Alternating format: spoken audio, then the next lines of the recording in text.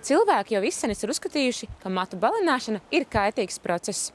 Taču vai matu balināšana ir kaitīga arī mūsdienās? To noskaidrosim skaistumkopšanas salonā Ēles studija.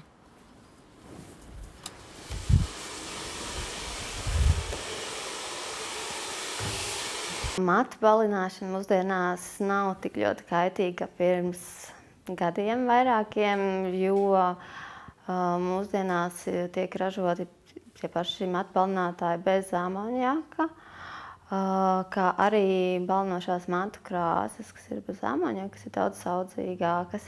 Protams, matu balināšanas process nav tik saudzējošs, kā, piemēram, krāsojot matus tumšā tonī, jo balināšanas procesā no mata tiek izēsts šis dabīgais pigments. Tādējādi mats kļūst daudz tukšāks un trauslāks, sausāks. Protams, ja to dara profesionāli un pareizi, tad to var darīt reizi mēnesī droši. Ja to dara mājas apstākļos, tad bieži vien šis rezultāts ir nekāds. Ja tie mati ir vienkārši sausi, sabojāti. Protams, viņi ir gaiši, bet viņi nav spīdīgi un skaisti, kādiem viņiem būtu jābūt.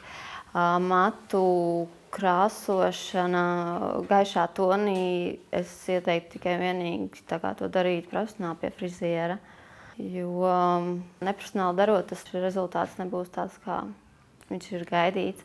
Arī blondos toņus krāsojot, tur ir ļoti daudz variācijas no zeltaini blondiem līdz vēsi pelēku blondiem, kas arī būtu vairāk iespējams izdarot pie friziera nekā mājas apstākļos.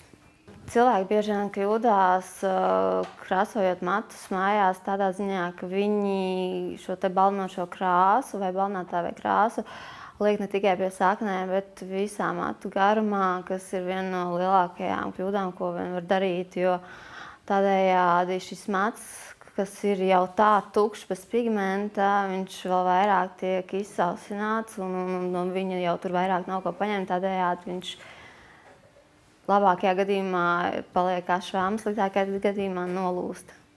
Gaiši mati prasa daudz vairāk kopšanu nekā tumši mati.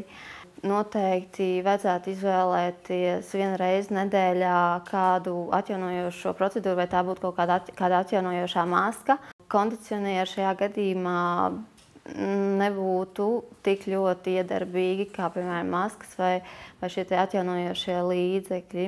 Noteikti būtu jāizmanto šampūni ar UV staru filtru, tīpaši tagad, kad sāksies pavasaris, vasara, kad tā saulīte parādīsies arvien vairāk.